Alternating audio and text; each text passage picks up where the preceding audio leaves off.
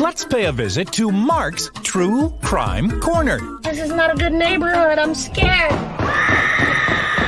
Now, here's your host, Mark Thompson. And she is the one with the abiding interest in the world of true crime. My other half is Courtney, everyone. Yeah. Hello. Hello. Yeah. Yes. Well, as I mentioned, this crime story, these murders, were inspired by what happened last weekend. What happened to me? Recent weekend. Yeah, what happened to you? Because initially, with 103 fever, we thought it was COVID. So That's you right. started to take Tylenol. Right. Because that's what you do when you have COVID. We took multiple COVID tests, by the way. COVID We had tests. 6 in total, 4 in the house and 2 at the doctor's I office. actually just sent you a post from Instagram where a doctor talks about how the new strain of COVID gives you symptoms like having food poisoning. Oh, my God. Right? Which is But you really took what like 6 COVID tests. It Yeah. wasn't COVID. It wasn't COVID. Yeah, it's kind of They crazy. think it was a bacteria in the gut and in another organ. That's what they're looking Yeah. at now. But anyway. But the good news is we're back to worrying about finger and feet and all the other things that are a problem. Yeah. Anyway, so so in this case, the Tylenol is what made you think of The Tylenol murders the from Tylenol 1982. murders. And Yeah. it was near Chicago. Is that where that was? It was in Chicago, yeah. So the Tylenol murders took place between end of September and early October in 1982 in Chicago. And so 7 people were killed through Tylenol capsules that had been replaced with potassium cyanide. And so the Tylenol pills that had been replaced were those of Tylenol extra strength. So if you're watching, you can see the 1982 video of the Tylenol packaging from then, and it was the extra strength Tylenol. Now there were stores in various locations in and around Chicago where these pills had been tampered with. And so you can see, if you're watching, a map of all of the tampered Tylenol placements. Wow, it's extraordinary. Yeah, it is extraordinary. And the cyanide would eventually eat through the capsule, right? Because it was so toxic. And there was 3 times the amount. I thought more, but I read 3 times the amount of what would be required to kill somebody within these Tylenol capsules. So it had a very short shelf life. So in that, they knew that the person who was doing this, who was tampering with these Tylenol capsules, had to be in and around Chicago. And basically what they thought was that they were buying the Tylenol, taking them, replacing the capsules that were filled with the acetaminophen with the potassium cyanide. The potassium cyanide does not taste like anything, but it smells like almond. But I'll get into that in a little bit. And that was a key component to figuring out that it was potassium cyanide that was in these capsules. So the capsules are placed all over the city. If you go to the next slide, Tony, I think it shows these are the people who were killed by taking those capsules. Such young people. Such young people. And so if we go to the first one, initially 3 people die, and the first deaths are reported. So 2 of the deaths come from a family, the Janus family, and that is Adam and his brother Stanley.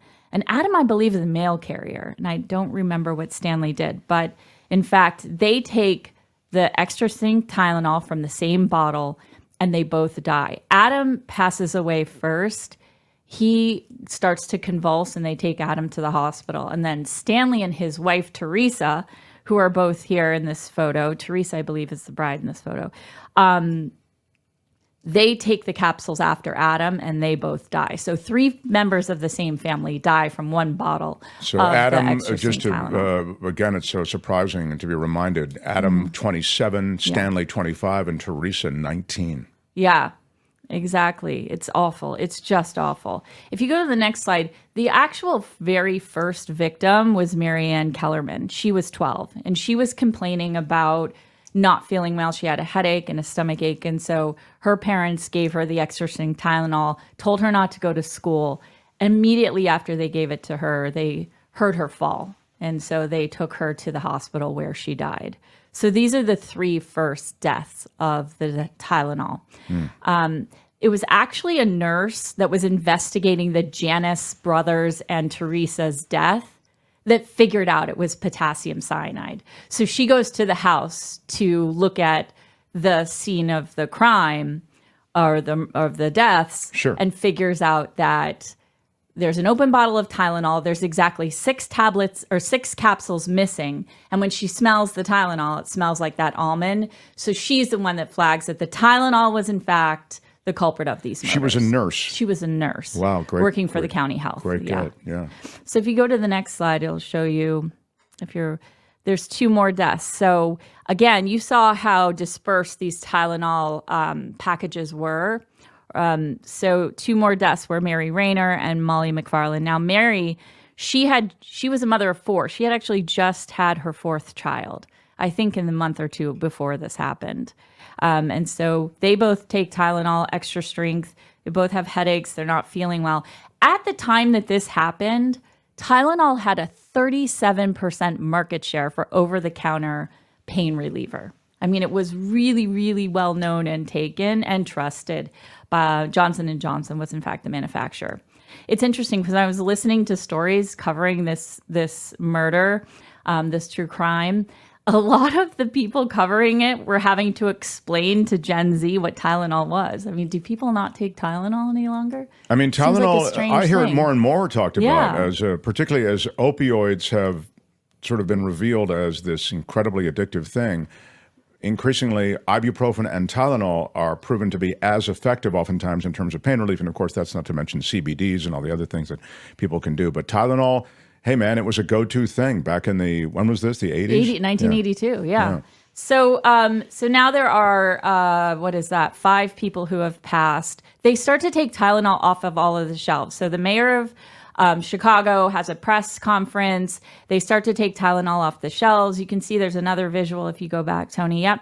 So this is obviously from 1982. Yeah.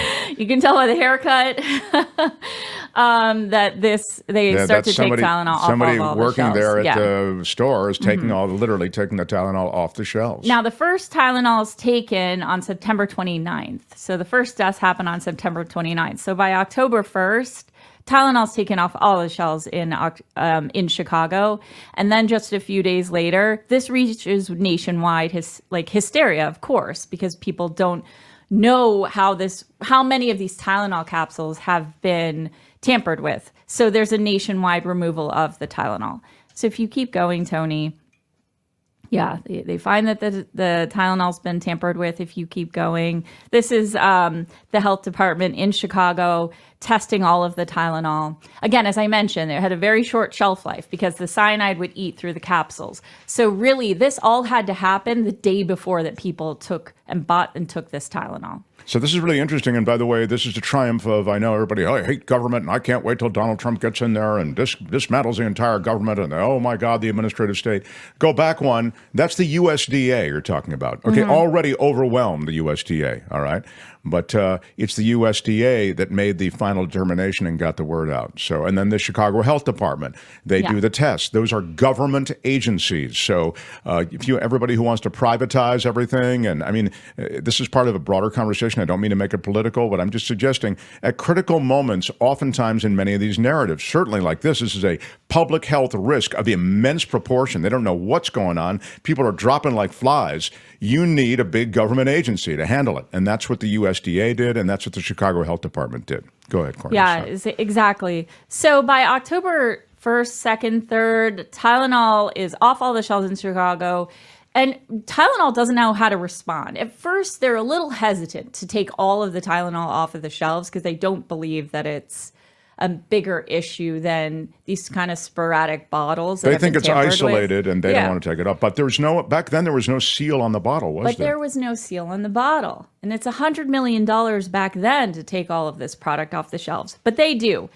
And Tylenol's response to this horrible incident, this horrible situation, actually is really revered in public relations circles because they did sort of textbook what you're supposed to do. So they take the Tylenol down, they inform all medical institutions and doctors all over the country about this issue. They then take it down throughout the country. They stop advertising, they stop selling, and they start to work on a tamper-resistant triple sealed Tylenol bottle. So they take start the to do hit, that. they go with it, they understand it, they acknowledge it. And then you're Exactly. saying, and then it becomes, let me show you, the public, how we're going to make this tamper-proof. Yes, and they're supporting the families as well. So they go to safer packaging. So you can see here, this is the 3-level triple sealed new Tylenol bottles. By December, most brands that had these non-sealed bottles were starting to seal them in the same way. And by February, I believe it was required throughout the country that if you had some kind of something that could be consumed by the public, that it would have to have a tamper-resistant seal. This actually started, the Tylenol murders started this big scare around Halloween candy, because it happened at the beginning of October. And so there were a lot of copycats that tried to, do things to products that people were consuming. And there was a huge scare around Halloween that year of kids eating candy that had been tampered with. Yeah. Let me get to the sleuthing part of this, because they then, I think you've described it quite well, they owned the situation, Tylenol did, then they made these corrections, they announced them, there's that packaging and the securing of the medicine that's in there, that acetaminophen, that Tylenol, was then adopted by other companies. But what about the sleuthing required to figure out who actually perpetrated this to begin with? Was there a trail of any kind they focused on? I'm glad you asked, Mark. Yes, there was. So there were, at the beginning, there were 20,000 suspects, which is a lot. Wow. They knew the suspect had to be in and around Chicago, as I mentioned, because of the shelf life. And someone had sent a note to Johnson & Johnson saying that they, in fact, had tampered with the bottles and blackmailing them for $1 million to stop doing that.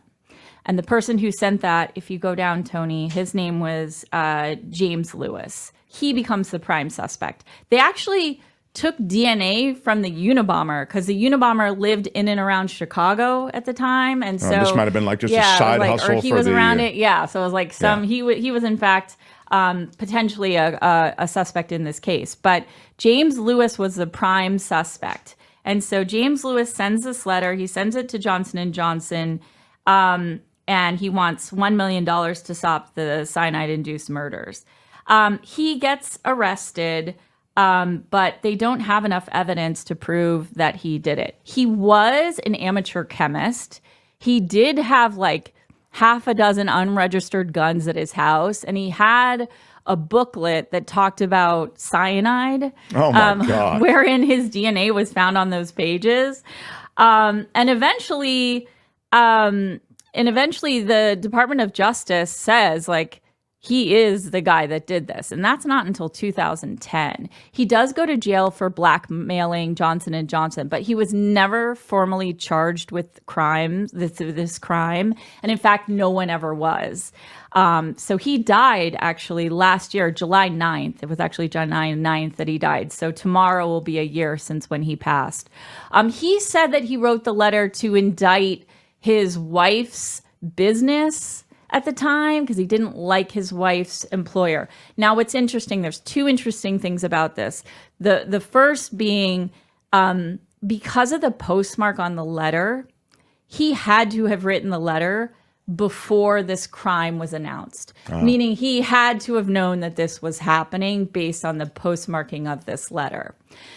So that, in fact, does really point to him being the person who perpetrated this crime. However, they did take James Lewis's DNA and his wife's, and neither of them, their DNA was on any of the bottles. So there's not DNA evidence to connect them to the crime. But, wow. But the only powerful circumstantial evidence that you just detailed points to James Lewis, or is there anybody else who could have that was like a person of interest? Or there were other people of interest, but not like him. They didn't reach the threshold of evidence that this guy. He sent a letter before it was public about the crime that was about to happen. Yeah. He was an amateur chemist. He had a book about cyanide in his home. Cyanide for dummies. It's really really hard to make the sort of point that you weren't involved in this. He died a a natural death, meaning he wasn't in prison when he died. No, he died in Massachusetts. He was living in Cambridge, Massachusetts. That's him on the right just before his death.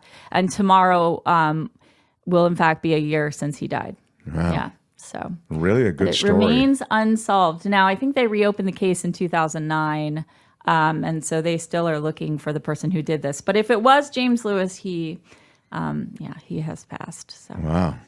Very impressive, Courtney. Nice job. Really interesting story. The Tylenol murders. It was really something that. And there were actually 7 victims. So there were the 5 that I mentioned, and then there were 2 more victims who took the Tylenol, but then died 2 days or a day or 2 later. So they died closer into the beginning of October versus the end of September. So really.